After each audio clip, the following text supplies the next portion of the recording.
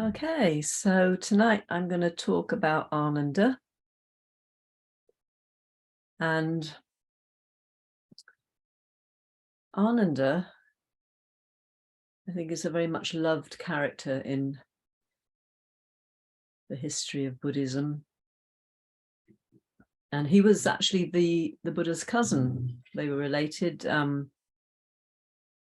think their fathers were brothers. And well, there's debate about whether they were the same age or maybe Ananda was younger. One of the things I've noticed is that yeah, historians disagree and scholars disagree about all sorts of things. Yeah, and well, before I really get fully into Ananda, I just wanted to say that it's interesting, this whole sort of subject area that we're covering in this part of our Sangha night talks and discussions, to do with our lineage and various characters that inspire us. And when Vimalachita first asked me if I'd be interested in doing a talk about one of the characters who are all depicted on our Triratna refuge tree, I don't know why. Maybe it's because it was midwinter and I was feeling a bit flat, but I kind of thought I might do it, and then I said, oh, I don't think I can do it. I don't know if I connect with history that much, and I vacillated a bit. Yeah, and then I decided I would do it. And what was interesting was that I think I was finding myself getting caught up with facts and how I don't know, some idea of being a scholar and a sort of historian and things that I don't really relate to.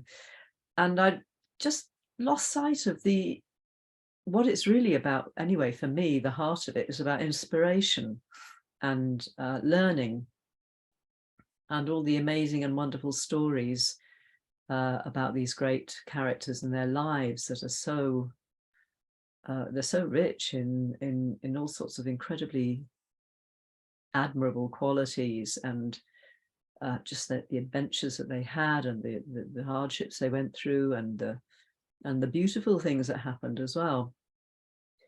And I was talking to Vimalachita recently about this, and I said, you know, it's funny because over many years, when I've gone away anywhere, like on retreat or on holiday or something like that, and I've wanted to take a little bit of dharmic inspiration with me, a book or a few books, and sometimes, you know, there's just no room in your luggage for a lot of stuff, and especially if you're backpacking or something, you haven't got room for much. And the one book that I've consistently taken with me over the years when I've gone away is this little blue book here. It's a kind of long, can you see that? And it's called Readings from the Refuge Tree. It says of the Western Buddhist Order, which was what Triratna used to be called. And it's just full of all these characters and different readings about them, and poetry and stories, and Vimalachita said, you know, sometimes I think this is so woven into our sort of Triratna DNA that we kind of don't even see it. And she was absolutely right. And yeah, so there's all sorts of wonderful stuff in there. And whenever I sit down to meditate, that's the book I'll pick up and just read something from it to inspire or connect me.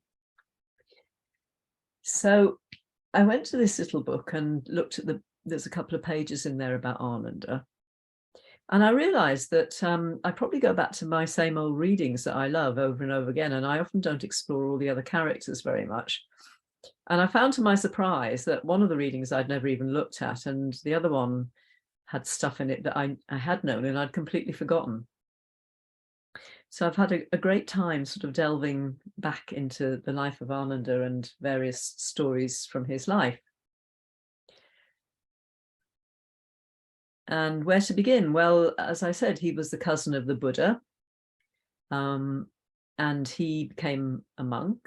After the Buddha became enlightened, he started. I mean, people started to follow him. People started to gather around him, and after a while, yeah, the kind of monastic fellowship began to grow and flourish. And Ananda became the Buddha's close companion and attendant. He's called the Buddha's attendant, but it was quite a long time before he became the Buddha's attendant. I think he was a monk for many, many years before this happened. And the Buddha had had previous attendants, some of which hadn't been terribly satisfactory. One case in point being Megir, who we have heard talked about in one of these previous lecture series. He was the guy who he was a monk, and he kept wanting to go off and meditate in the mangrove grove because he thought that would be a really conducive place to meditate, despite the Buddha saying to him on a number of occasions, stay with me here, Megir. Just at least I'm alone, stay with me till somebody else comes along. And Megir sort of kind of didn't really get the point that he could be with a fully enlightened being, or he could go off into a mangrove grove. And he kept thinking the mangrove grove was this great place to be. Anyway, he did go off, and with somewhat disastrous consequences. But anyway, he was one of the Buddha's previous attendants. And the Buddha asked Ananda if he would be his attendant, his personal assistant. And the job of a personal assistant was to, I suppose, sort of smooth the path, really. He was like something between a kind of secretary and a fixer, and the kind of go-to man that you went and spoke to if you wanted to have an audience with the Buddha. And his job was to respond to invitations to the Buddha, and he also had practical things to do. He had to bring the Buddha his water and look after his robes and things like that, and attend to him. And of course, it sounds great, doesn't it, being the Buddha's sort of private personal assistant? But remember, he was with the Buddha, day in and day out, night and day for years and years and years, attending to the Buddha's needs and all the people that wanted to visit him and see him and have an audience with him. And not only that, his job was to memorize the Buddha's discourses. So it was a big ask, really. And Ananda thought long and hard about becoming the Buddha's attendant and assistant. And when he did agree, and this surprised me, but he actually asked for a number of conditions under which he would become the Buddha's assistant. Yeah, that sort of, I think I was a bit tickled by this, because it's a bit like, when you get offered a job and then you ask for certain, can I work from home, and can I have a certain band of salary or something. Well, Ananda didn't ask for anything like that, but he did. The first lot of conditions that he asked for was that he wouldn't be offered any food that was given to the Buddha.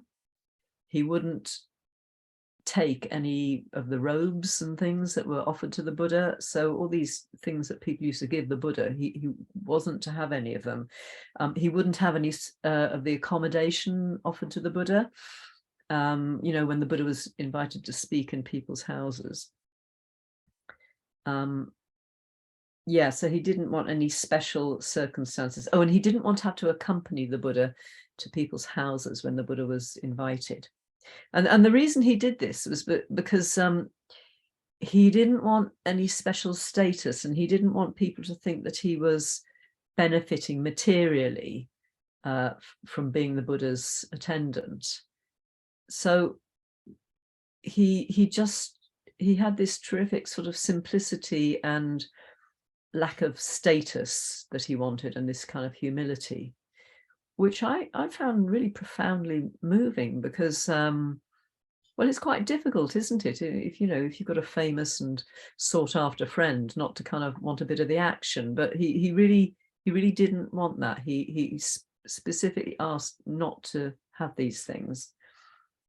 And then there was a further 4 conditions that he asked for, which were that if he was invited for a meal, he would transfer the invitation to the Buddha, and that if people came from outlying areas, he'd have the kind of honor of introducing them to the Buddha.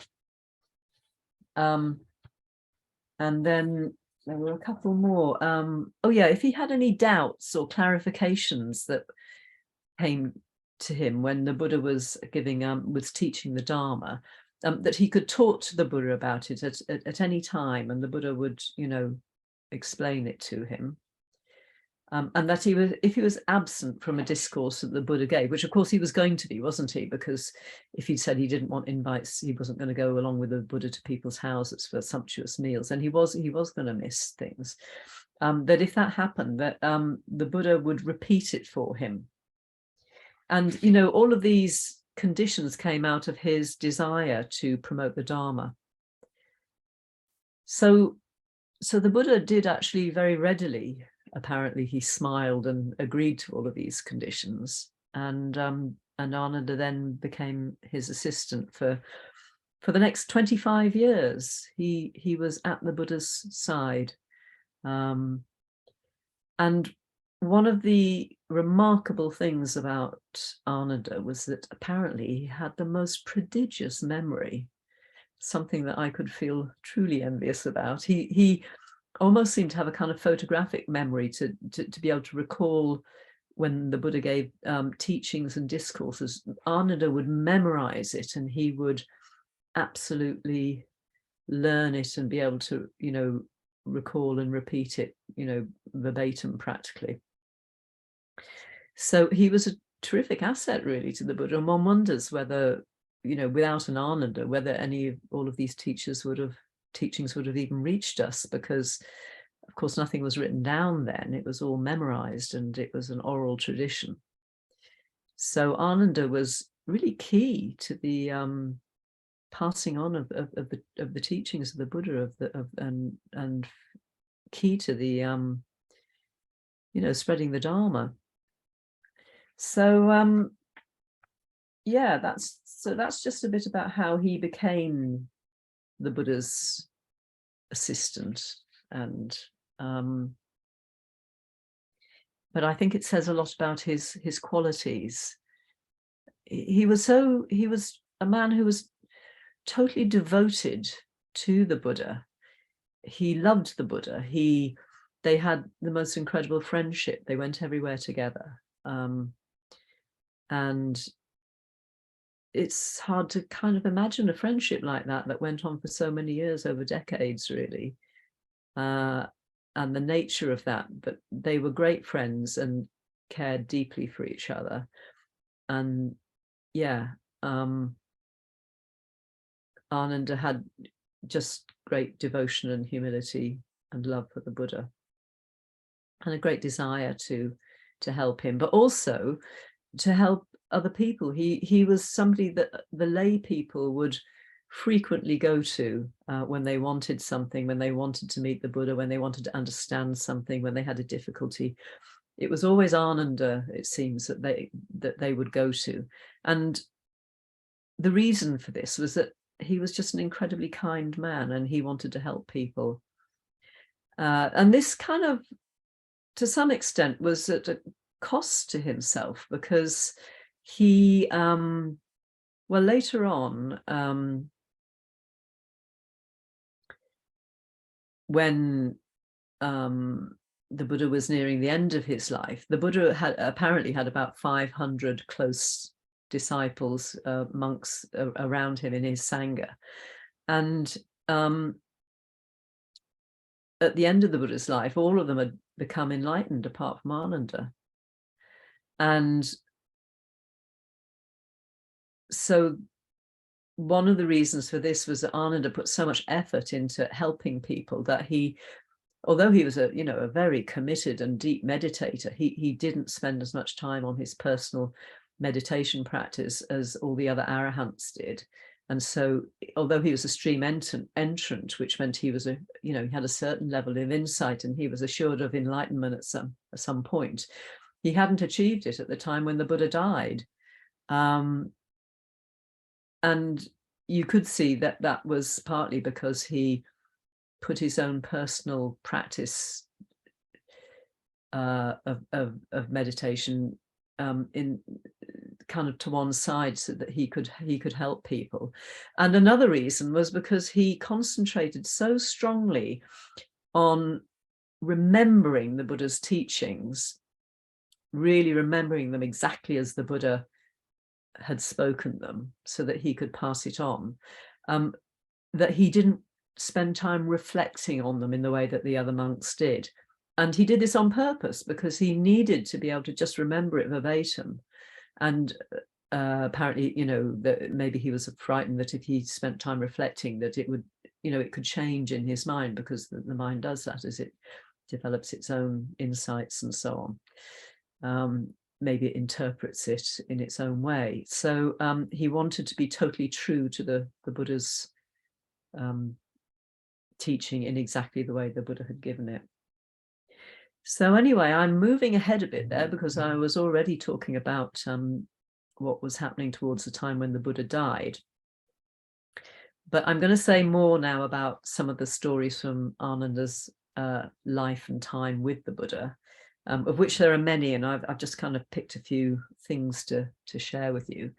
One of the key ones, there are many really, but one of the key ones that I love is the fact that he was a person who really became the reason why women were able to enter the monastic order and be ordained as bhikkhunis. The monks were called bhikkhus and the nuns were bhikkhunis, because in the beginning there were only monks and there weren't any women who were ordained.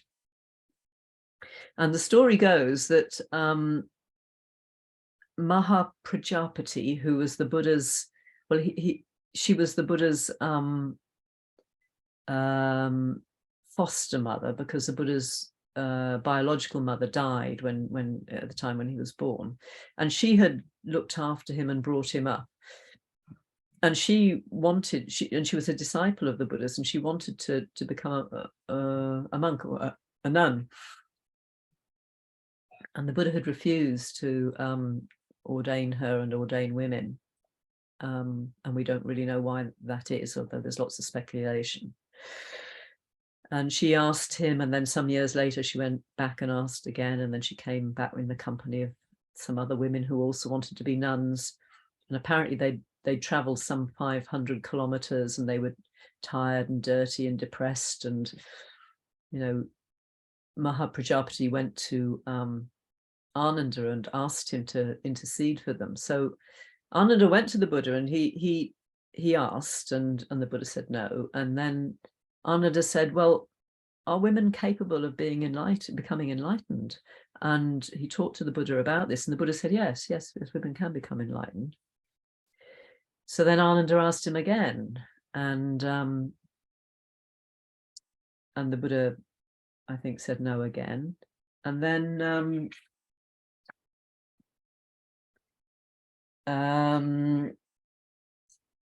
just need to check something here.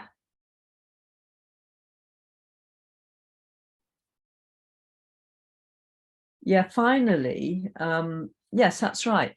Finally, Ananda went to the Buddha and reminded him about how Maha Prajapati had, she'd brought him up as a baby. He wasn't even her baby, and she'd cared for him and she'd looked after him and she'd done everything for him and been a loving mother. And he really encouraged the Buddha to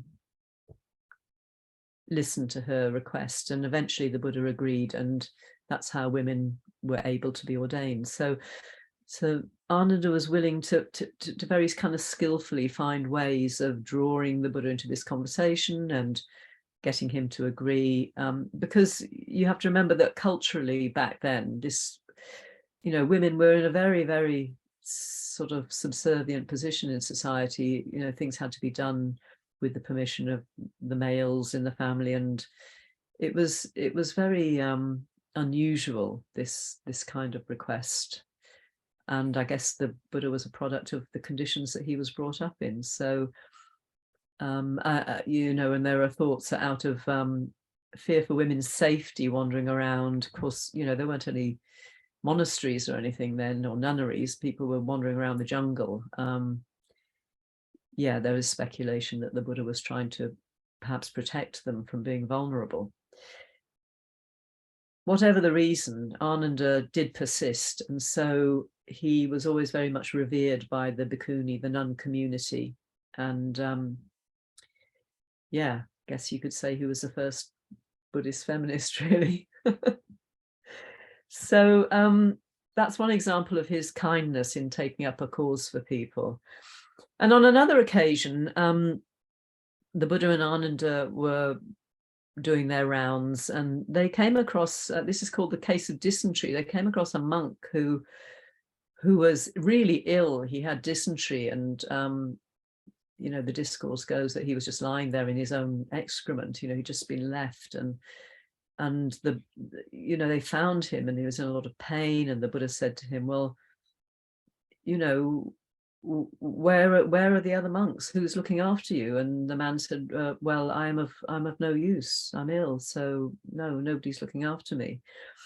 And the Buddha and Ananda the Buddha just asked Ananda to go and get water, and they you know, they sprinkled Buddha sprinkled water on him, and Ananda washed him, and they lifted him up on, one took his head and one took his legs. They lifted him onto a bed, and then the Buddha went and found the other monks, and he said, you know, one of your fellows is ill here. You know, who's looking after him? And they said, oh, well, you know, nobody's looking after him. He's ill. He's no use to us. And the Buddha really chastised them for this and said, look, you know, whoever it is, whether they are useful or not, you look after them, you take care of them. They're in your sangha. And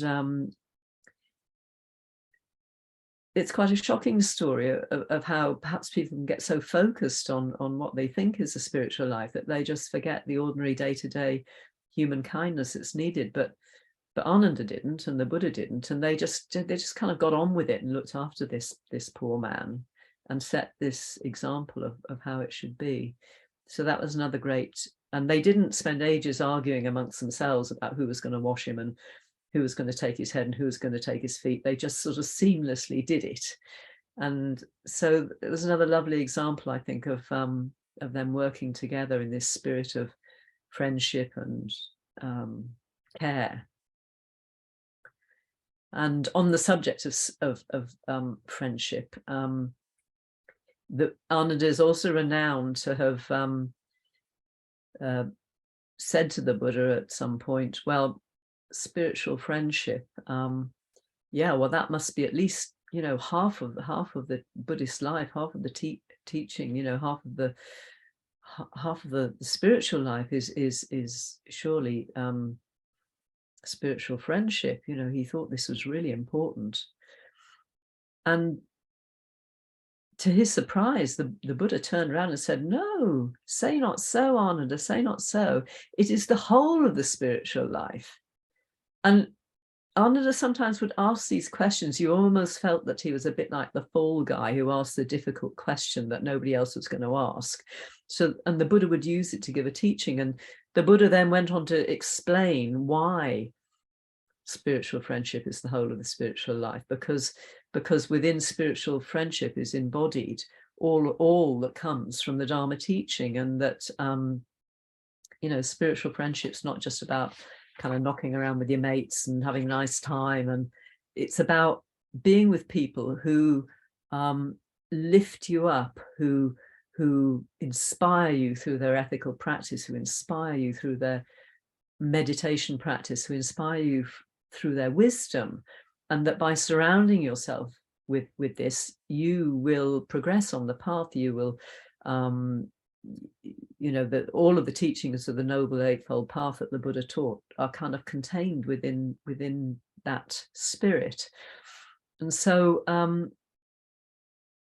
Ananda kind of, he was a great foil to the Buddha, because he would ask these questions, and then the Buddha would have the opportunity to explain his teachings in more depth.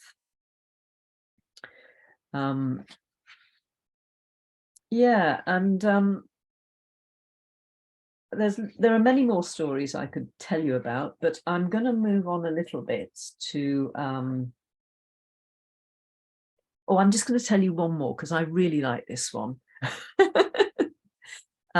At some point in the Buddha's teaching, one of the monks, Devadatta, got very disaffected and rebellious, and it's said that he tried to kill the Buddha by setting a wild raging elephant at him. I'm not quite sure how he did it. Maybe he had magical powers or something, but this elephant was said to be charging at the Buddha. It was enraged and it would have killed him. And Ananda was so alarmed at this that he wanted to fling himself, stand in front of the Buddha to protect him. He was willing to give up his life for the Buddha, and the Buddha told him not to do this. He expressly forbade him from doing it. But I think the only time Ananda actually disobeyed him and tried to stand in front of him to protect him with his own body. But through his siddhis, his great enlightened powers, the Buddha was able to move Ananda aside and stop the raging elephant. And then he just enveloped this elephant in compassion and metta and tamed it, and the elephant became docile, and the Buddha was, of course, not killed by the elephant and was saved. But the fact that Ananda loved the Buddha so much that he was going to jump in front of this elephant to try and save the Buddha, I find that so deeply moving, really. He just would have given his own life to save the enlightened one, and I think that was really beautiful. So anyway, time went on. Ananda and the Buddha, they were together for 25 years, Ananda memorizing all these teachings and discourses. And of course, eventually when the Buddha was an old man, he became ill, and Ananda was there with him when he was dying. And Ananda was very attached to the Buddha, and this was a kind of criticism of him from some of the other enlightened monks, that he was attached rather than perhaps enlightened enough to not have that kind of level of affection for the Buddha. But when the Buddha was dying, the story is that Ananda, who was a tall man, was kind of leaning with his arm against the kind of lintel of the doorway and weeping. He was weeping, and he was saying, what am I going to do, because the great one is passing away. And he referred to the Buddha as he who was so kind. And I love that, because of all the qualities of the Buddha, he could have chosen, he could have said, he's so wise, or he's so insightful, or he's so ethical, or he's, the Buddha he has so much energy for teaching, and the Buddha taught non-stop for decades. He didn't say any of that. He just said he who was so kind, and that had moved him deeply. And Ananda himself was a very deeply kind man. And the Buddha tried to comfort him and just said, look, Ananda, all things are impermanent, even the body of a Buddha is impermanent. And he just exhorted him to carry it, he said, with mindfulness, strive on, and then the Buddha passed away, and Ananda was left pretty bereft, actually. He was very, very sad, and he later said, the people that I knew aren't here anymore. I'm alone, but I will worship the Dharma. And that's what he did. He just worshipped the Dharma, and that was his comfort. And after the Buddha died, well, apparently Ananda lived for about another 20 years or so. And all the other monks, the other 499 monks who'd become enlightened, eventually decided to set up this council to talk about how to carry on the teaching of the Buddha without the Buddha being there anymore. And Ananda wasn't allowed to take part in this fully, because it was only for enlightened people. And this was very awkward because Ananda was a person who had the tribal history. You know, he was the one he'd memorized everything. So there had to be some sort of special arrangement by which he could come and give these, pass on the teaching of the Buddha, but not as a member of the council. And Mahakashyapa was, who was the head of this council, was very strict with him. And he also rebuked Ananda a number of times for certain things, which Ananda didn't actually think he was at fault with. And he said he didn't think he'd broken any rules, but for the sake of harmony in the Sangha, he would accept the charge against him. And so again, it was another example of his humility, that he didn't think he'd done wrong, but he kind of went along with it because he didn't want to cause a schism in the order. And he kept on trying really hard, and he kept on practicing, and he kept on practicing. And this council was meeting, and he still wasn't enlightened, and he was really tired. And so eventually he just thought he would go and have a little lie down and have a rest. And in between standing and lying down, in that transition between them, he became enlightened. And he was the only person who wasn't ever enlightened in one of the traditional 4 postures, which was standing, sitting, lying down, or walking or kneeling. I can't quite remember, but he was in between. He just let go. It's like he just let go really deeply, and he thought, I'll just have a rest before the next thing. And then it happened, you know, when he became fully enlightened.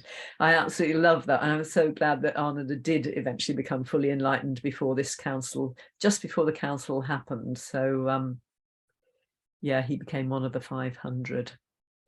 So just as a brief recap, yeah, his qualities, he had all these amazing qualities, but it was his loyalty and devotion to the Buddha, I think, that really inspired me, and his willingness to help all sorts of people at his own cost, to help the lay people, to help the women, to help the ill monk.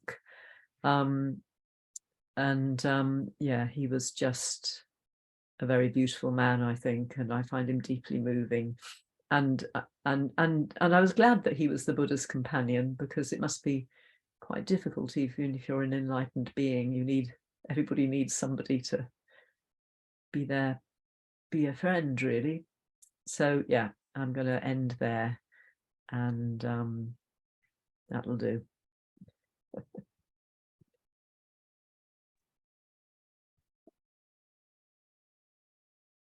Thank you so much. Oh, that was just so lovely. I mean, I know that Ananda is a a lovely person, a really accessible monk, really, in that early Sangha. But I think you really brought him to life, and also his particularities, that kind of those things that he put in place when he took on being the attendant, someone that really thought things through and thought quite deeply about what the repercussions might be.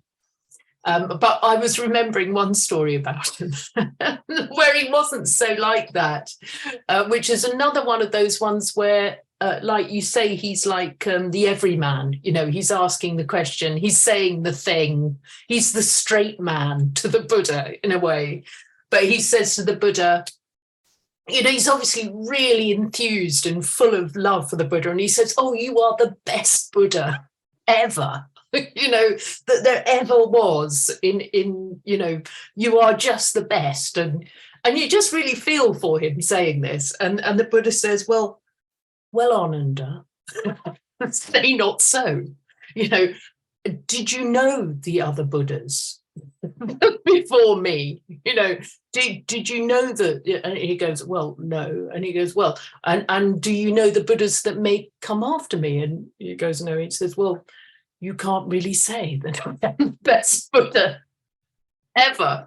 I just thought that was so sweet. I mean, both Ananda's utter enthusiasm and love, but also I suppose that the Buddha is bringing in something else somehow. I mean, it might seem a bit sort of strict, but he's actually he is kind of going beyond that attachment and that enthusiasm, and sort of going, like he says, I am impermanent. I'm even me, even though you're weeping for me. I always said I was impermanent. There is that sort of level there of a kind of compassionate detachment in a way. But also he does really praise Ananda just before he dies, as well as saying, as you say, as well as sort of saying, I'm impermanent. He really praises Ananda and says, he's been like my shadow, in a good way. Nobody has been as good an attendant as you. And that's very moving too. Yeah, so he does. yeah, And he reminds people that Ananda is wise and he is kind and he is noble, and he has this fantastic memory, and let's praise him. Yeah, he does, which is really lovely, because he's dying, but he still does this, and I think you bringing out this level that he of why he put it off, his own sort of enlightenment, and I never kind of put those together, that actually it was that he was just giving himself to the literal word of the Buddha, and but then that he gets enlightened in that moment between lying and standing. It's just fantastic, isn't it? So almost then he could put that down, boom, boom, and there it was, just waiting to happen. I think that's fantastic. So thank you so much. And it's so special to bring the early Sangha to life, I think, because I think it does. They were people, they did have these relationships. There were people, the Buddha did have a cousin who didn't like him, who was trying to kill him, who was rivalrous to him. It wasn't all sort of serene and just sort of, lovely. There were tensions and dynamics and things going on. And I love that about the Buddha's early Sangha, just like us. So we've got a few more minutes. I just wonder if there is anything that people would like to say, and I'll stop recording now, so no fear that you will be recording.